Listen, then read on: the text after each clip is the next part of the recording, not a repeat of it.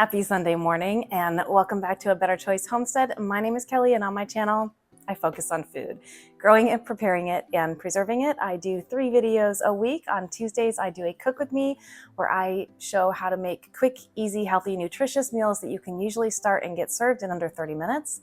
On Fridays, I do a freeze-dry video, and on Sundays, I usually do something garden or garden harvest preservation related, and that's what we're gonna be doing today. Today is corn day. I've got 65 ears of corn here that I picked up at the farmer's market yesterday, which is today, Saturday. This video will upload on Sunday. And I am going to be canning, and I'm also going to be freezing and freeze drying. I'm not exactly sure how much this will yield. This is about half of what I normally preserve in 1 year, but it's a long preservation process. So this is all I knew I would get done today. So just 65 ears. So I am going to get this all cleaned up and shucked, and then we are gonna start filling some jars to go into the canner. I have 9 empty wide mouth pint-sized jars that I'm gonna be using. And then what's left over, I am going to freeze and I am going to freeze dry. But I won't be freeze drying on this video. That will be a separate video. So I'm going to just get started on shucking all of this corn, and then we're gonna get preserving. So I have just set up a couple of garbage bags here next to me on the floor, and I am just filling them up with the husks and the silks. Everything's coming off really easily. It's not making a big mess because the corn is so fresh.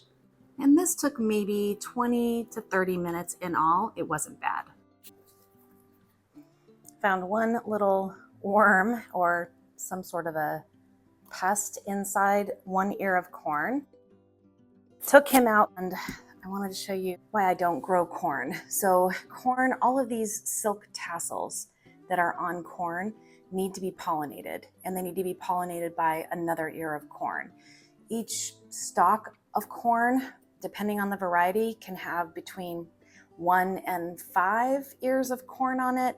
So it would take a lot of corn to grow to meet a year's worth of food for my family. So if it doesn't germinate properly, or if it does, all the silks don't get germinated, then you just don't have corn on some areas of the cob. So I just cut those off, and there were quite a few that I had to snip the tips off of that where it didn't get pollinated, and we didn't get some juicy kernels of corn, but that's okay. So I'm gonna get this little guy taken care of, and then I'm going to wash all of these in the sink and just try to pull off as much of the silk as I can. And then we're going to get some cut off of the cob. I'm not going to blanch the corn that I'm going to be canning because it's going to get heat treated in the canning process. So we're just going to go straight to scraping the cobs and getting the jars loaded. With these all shucked and washed, I am ready to start getting them off of the cob. This corn I picked up from a local farmer. It is the absolute sweetest corn that I have ever had, and I know that everybody thinks that about their local corn. I think this variety, I think they call it buttercream sweet corn, and it is utterly delicious. Some of these look a little immature, but we're gonna go with it. I'm gonna be taking off just enough to get my 9 pints filled. And I've got a little tool here that's used for cutting corn off the cob. It's got 2 blades on it, and it's angled, so it will just bring the kernels off the cob without scraping off part of the cob as well, which is important. You don't want to go too deep when you're going to be canning corn, because it will degrade the taste if you get the cob in it, and it also makes it a bit more cloudy in the jar too.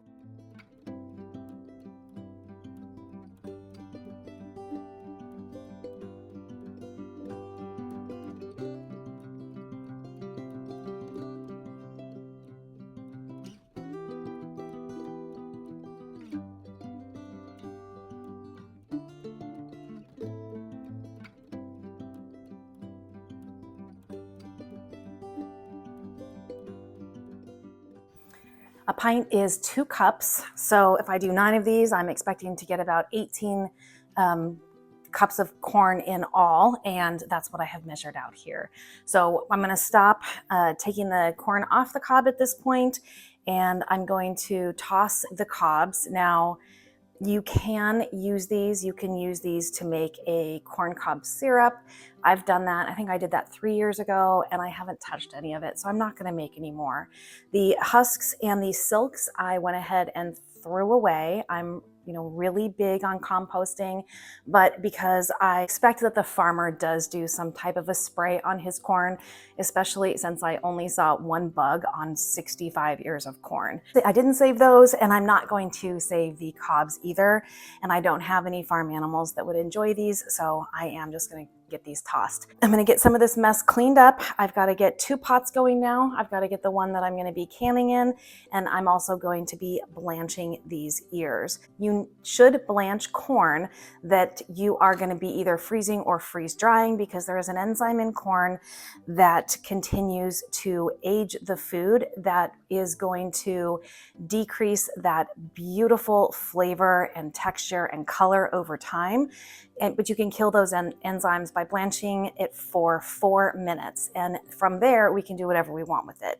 I will load my freeze dryer trays first, and then if there's any left over, I'm just gonna do corn packaged for the freezer. All right, ready to get canning. I've got my corn kernels here.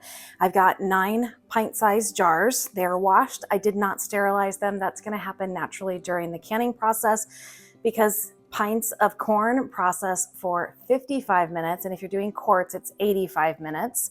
So I've also got salt. I've got my bands, and I've got my lids ready. I've got my debubbler tool that can also measure my headspace. I've shown this in other how-to canning videos. I've got a funnel. I've got a utensil to get the corn into the jars and also to get water into the jars. For the water, I've got a big stock pot coming up to a boil here. We want it to be boiling when we pour it over the top of our jars. And then when I'm done filling all the jars with this water, I'm gonna be using this stock pot to blanch the corn over here. I've also got my canner here, and I need to get 3 quarts of water into that canner, because that is how much that canner requires. As you start the canning process, you allow a vent cycle where the water is converted to steam and the steam escapes, and you let that run for 10 minutes, and you are losing water volume as that's happening. So you want to make sure that you're starting with the right amount of water so you don't run your canner dry. You need to get and hold the right amount of temperature and pressure in your canner to do low acid foods, which corn is a low acid food, and that's why it needs to be pressure canned. I'm going to get my 3 quarts of water into the canner. I have a rack on the bottom of my canner, and my jars will sit on top of that. You never want to put your jars just into a pot. In this case, a pressure canner, because it can crack your jars. If you don't have a rack, you can use bands just all across the bottom and set your jars, in between 2 bands so it's not falling through the center. You can lay a towel down, you can do something like that. I have, I'm using the Presto, which has a gasket seal in the lid. So I've made sure that my gasket looks good, it's not cracked anywhere. So I can see out of my vent pipe here. That is where the steam is going to be escaping during that 10-minute process. This is a dial gauge canner, but I've converted it to a weighted gauge canner by purchasing this add-on device here, which makes it canning a lot easier for me versus using this 15-pound dead weight that came with the Presto canner, because when this is on here, you have to watch the dial. You have to make sure that you're canning at the correct pressure for your elevation, and the correct pressure for my elevation is 10 or 11 if I'm using the dial. But when I convert it over to a weighted gauge, this is going to continuously rock and let more steam escape to keep it at the correct PSI. So I've checked all of my gadgets and everything is good to go. So I am gonna get my canner loaded with 3 quarts of water and then start loading the jars. All right, I've got my canner turned on to about a medium high. I don't want it to start to boil in there. I want it to be hot when I put the jars in. because we're going to be using hot water. So I'm going to start by just adding a half a teaspoon of salt to my pint-sized jars. If these were quarts, you could add a full teaspoon.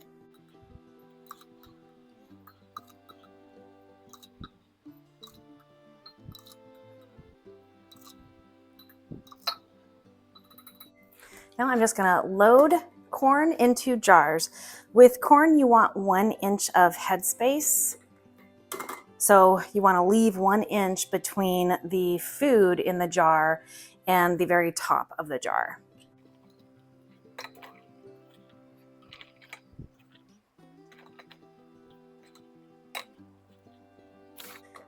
I might have made a lot of extra corn than I needed for 9 pints.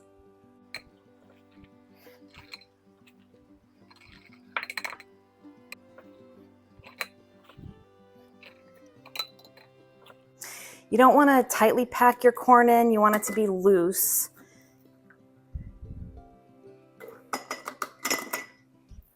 So, don't tamp down on it to try to get extra kernels in there.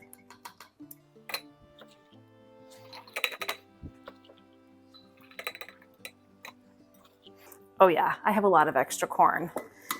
All right, note to self, we have to make adjustments next year. I don't have another video of me doing corn because this is my first year doing YouTube. So I don't have anything to reflect back on. And I don't usually take notes when I can, like how many ears of corn was it? Which I'm really excited to be able to do that now that I am videoing. So I think we can get a little more in here as long as we're keeping a full 1 inch of headspace. All right, next we need to add hot water. And this water is a-boiling now. I'm really not worried about having corn on my ladle since I'm going to be blanching corn in this water anyway.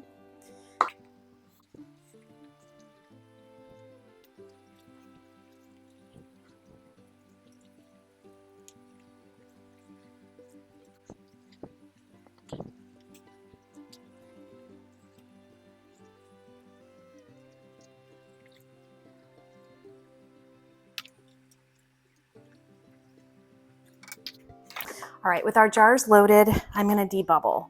So this is the tool that came with my canning kit that I can use for that. If you don't have this tool, you can use a chopstick, you can use a plastic utensil, just something that you can get down into the jars and completely move your food around. You don't just want to go up and down like this because you're going to miss air pockets. So you definitely want to move that food around, get any of those air pockets out, because they can adjust your headspace during the canning process. And the headspace is measured precisely to allow the contents of the jar to steam during the canning process without siphoning. So headspace is important. And now I just need to check my headspace. So this tool has steps on it. Sweet corn is very sticky. This tool has steps on it. So if I put this top step on the rim of my jar, I should not be hitting contents. I should just be barely coming, just coming up to this bottom step. And this one should be good too. Yeah, that one's good too. These others have just a little bit too much water in them. So I'm going to go ahead and take that out and just throw it back in the pot.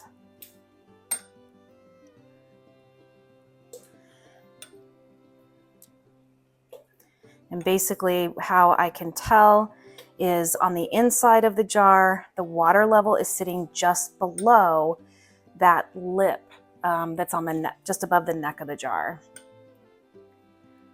So I can see that ring. There we go.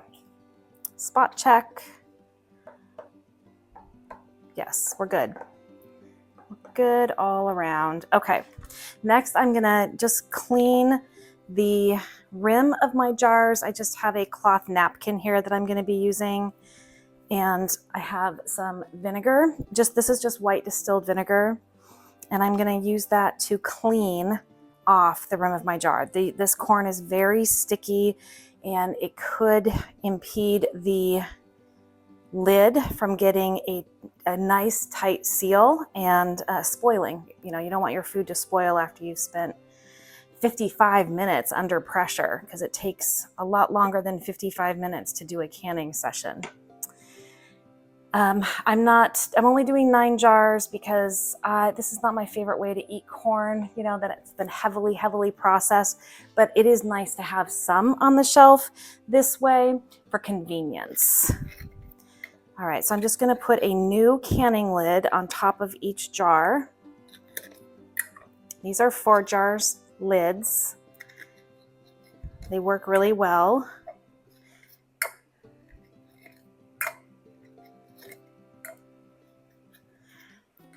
And then I just need to get a band on each of those jars.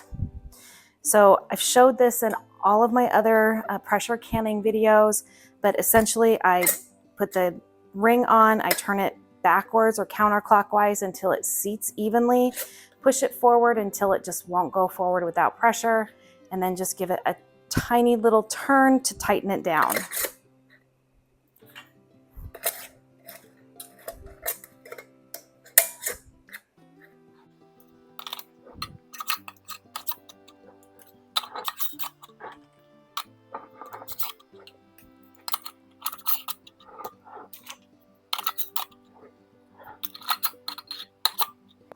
Okay, now that my jars all have lids and bands on them, I'm gonna go ahead and just put them into the canner that is heating up. There's just little bits of water down there right now. It's not boiling or anything, but it's hot enough to match the hot contents of the jar so that we're not risking jar breakage from a temperature shock. I'm just gonna put those in.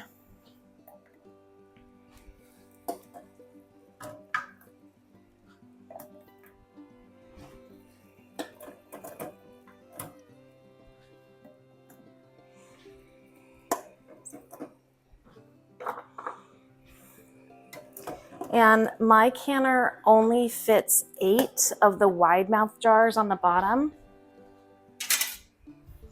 So I do need to use a second rack, and I'm gonna pop out 2 of these jars to put on top, just to make sure that there is just an even distribution in here for the canning process. So if you're using a second rack, because you can double stack, this just goes on top of those jars, and then you put your other jars on top of that rack.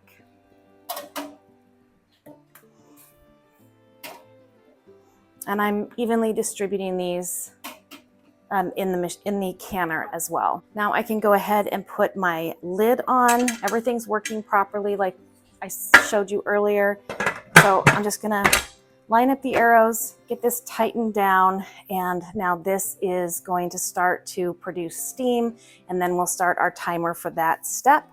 And I think what I'm gonna do is just dump this corn into the boiling water and blanch that for 4 minutes.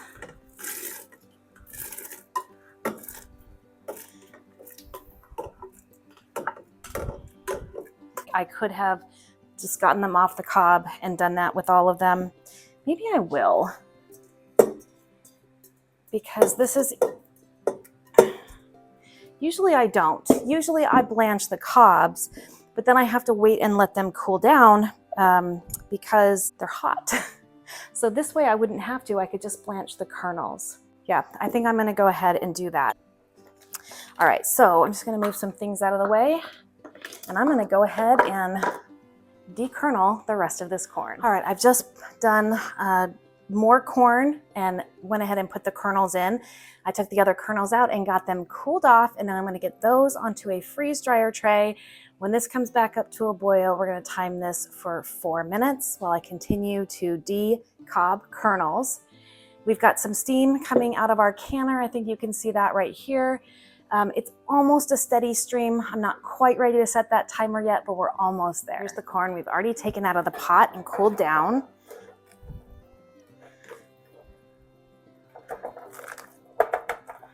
And that gave me about half a freeze dryer tray. I want to get 4 freeze dryer trays filled, and then with whatever's left, I will just stick that in the freezer so I can use it in different recipes throughout the winter. We've got a nice steady stream of steam coming off of our canner now, so I'm going to start that 10-minute timer.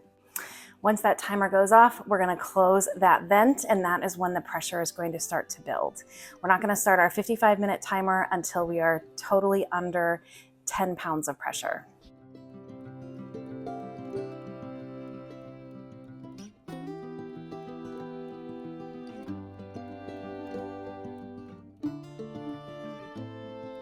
This corn has just started to boil again, so now I'm going to time this for 4 minutes.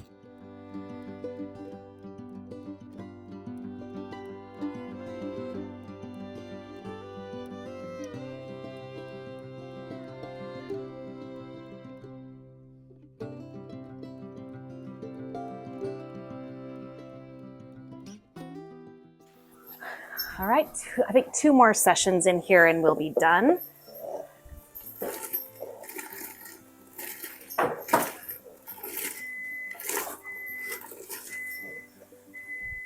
And that's the 10-minute timer for the canner. So I'm going to go ahead and put the little stopper on top of the steam vent.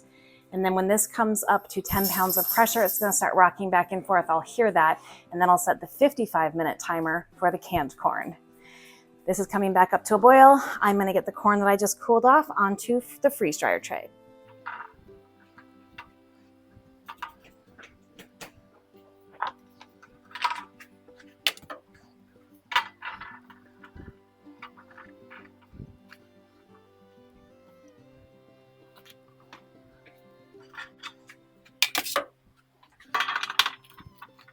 I only have 5 more ears to decob or dekernel. This tool makes it so easy to get it off the cob. It's so fast.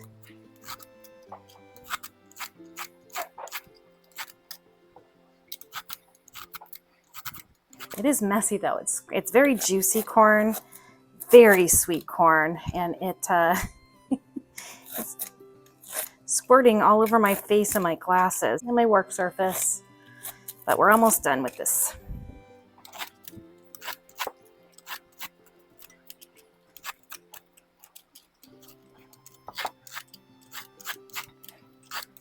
It just runs through the cob like butter.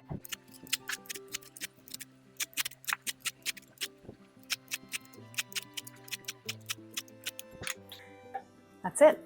That's all 65 ears of corn. I'm gonna get myself cleaned up just a little bit, especially so I can see.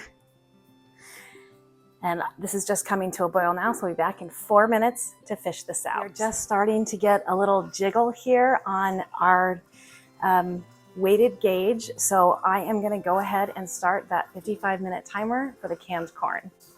And this corn just needs 1 more minute. This weight is moving pretty quickly back and forth. So I'm gonna lower the heat on this burner just a smidge because I want this to slow down. I don't want this thing working that hard and letting off that much steam. You could run the risk of running your canner dry. So this should calm down now in just a minute and we should be good to go. I'm gonna go ahead and get this guy emptied.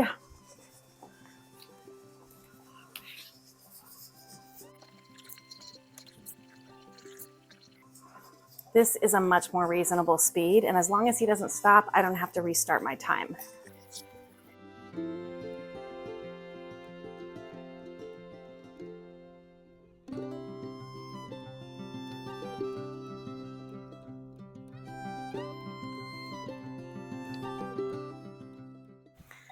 Okay, I'm gonna load up another freeze dryer tray or 2.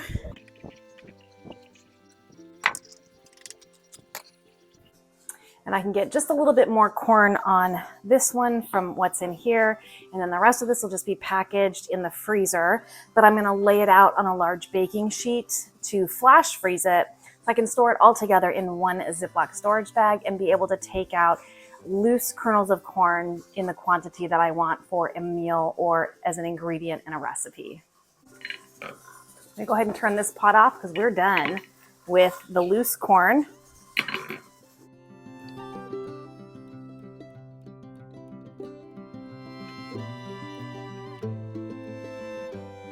I'm gonna get this corn cooled off. I'm gonna put a little bit more of that corn onto my freeze dryer tray, and then the rest I'm gonna put onto a baking sheet and get it flash frozen so the kernels will freeze individually and not clump together.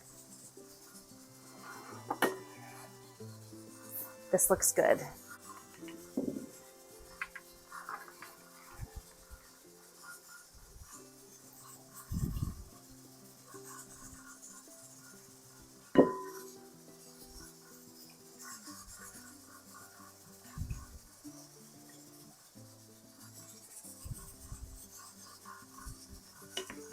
I'm going to put some parchment paper over the top of this and pour the rest of the corn on top of the parchment paper. And then we'll be able to get this into the freezer.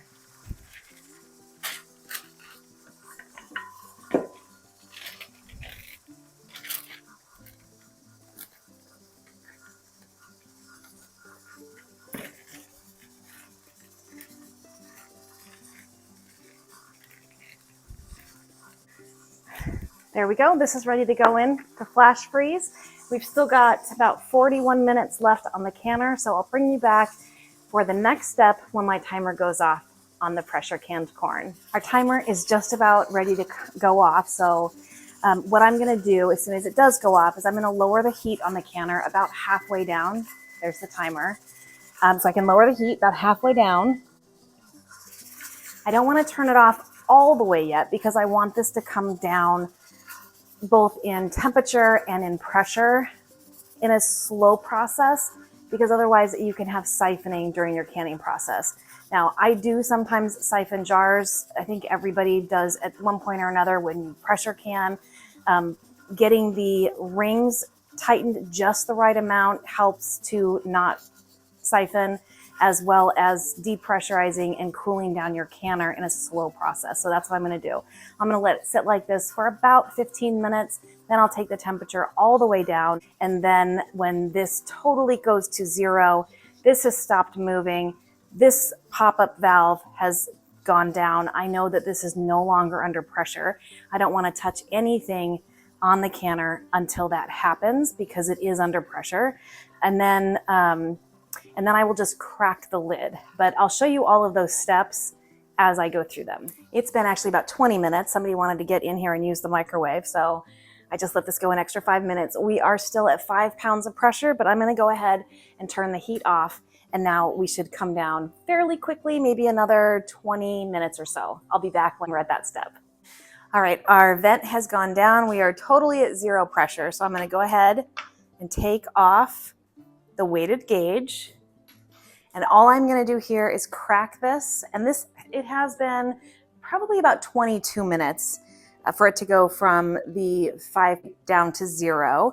So all I'm going to do is crack this. I'm going to give it 5 minutes, and then I'm going to lift the lid. I'm going to leave it on, but I'm going to lift it just a little and set it on the rim. Because again, that's just going to help this come down to temperature and normal pressure acclimation very slowly, hoping not to siphon the water out of the jars. 5 minutes. All right, my timer for that went off. So now all I'm gonna do is just lift this lid and just move it over to the side a little bit, just create a little air gap there so that it can start to acclimate to room temperature. So I'm gonna give this another 5 minutes, and then we're gonna take the jars out and see how we did. All right, I'm gonna go ahead and take this lid off now, and we're gonna get these jars out of the canner and onto some towels where I'm going to let them sit for 12 to 24 hours in order to make sure that that lid, the little compound that's on the inside of that lid, completely adheres to the jar. So we're going to carefully lift these out. We're not tilting them. We're not tipping them. We're bringing them straight out of the canner and setting them here to cool. And I'm leaving pretty good space between the jars so they have the opportunity to cool down without drawing heat from the jar next to it.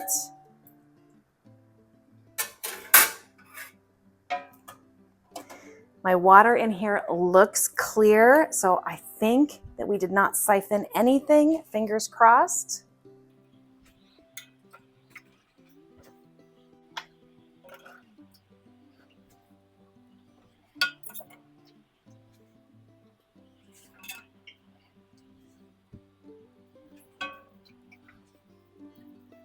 9 pints for the shelf.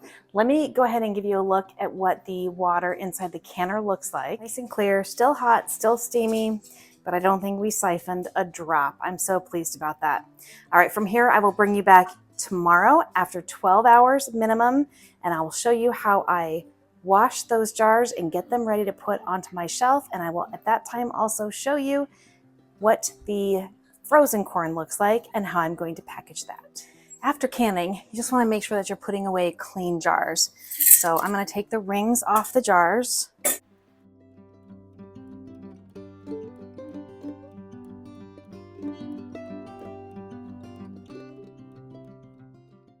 And then we're just going to get the jars washed. Just with some soap and water. There's a little bit of film on here.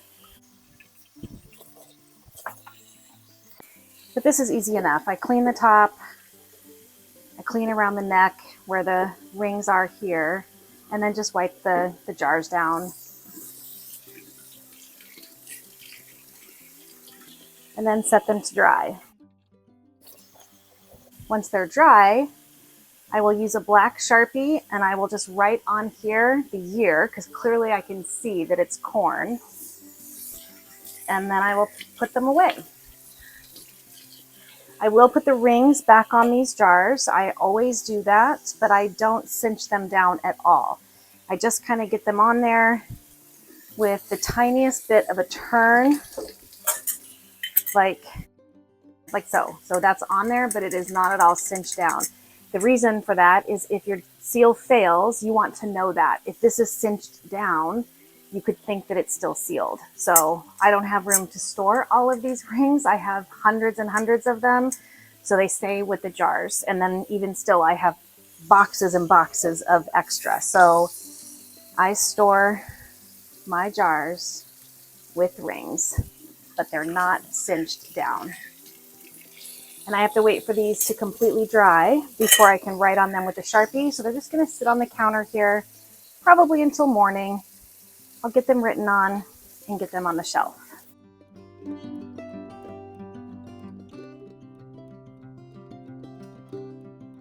You should be able to, hold the jar by the lid. It's not going to pop off if it's sealed.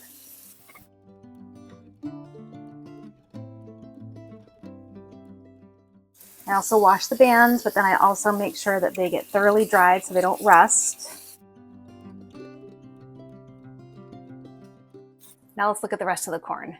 All right, here's how our corn came out of the freezer. Remember, I've double stacked this. I'm just going to take the parchment paper off.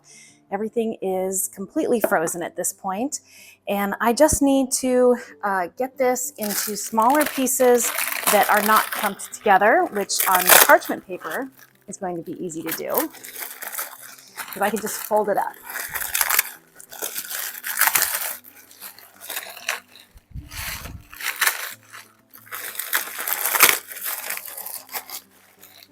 Probably should have put parchment paper on the bottom of this pan too, but we had a lot going on and I didn't catch that. So then these will just go right into a Ziploc freezer bag that I can just pull from over the course of the winter if I want to use this in an ingredient, in another dish, or just to have some freezer fresh corn to serve with dinner. And now I need to get the corn out of this pan. I'm going to use a little spatula for that.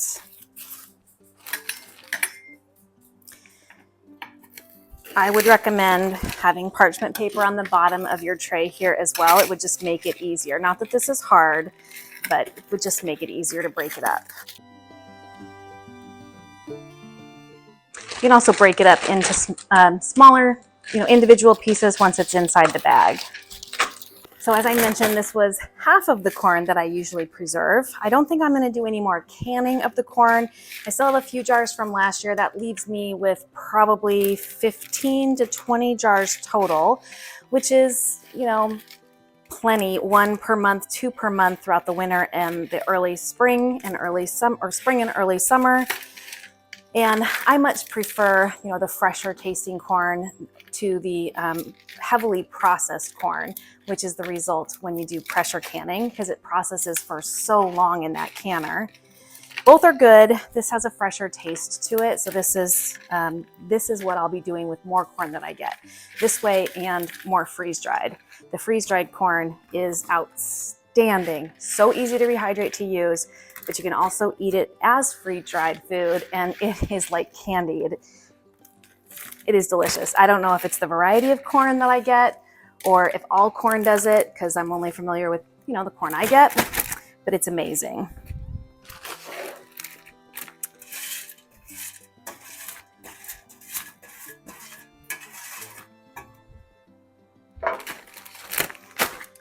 Got about 3/4 of a gallon here. I'm just gonna get this closed. I've already written on it. I have just written blanched corn 2024. This is gonna go into the freezer I have in the kitchen. And so this is gonna go in there. What's left are these trays that are gonna go into the freeze dryer. I'm going to freeze dry that right now, but that's gonna be on Friday's video. So if you'd like to see me do this, stay tuned for Friday. Thank you so much for joining me for another Sunday Fun Day where we preserved all things corn. My name is Kelly. You're at A Better Choice Homestead, and I do hope you come back and visit again soon.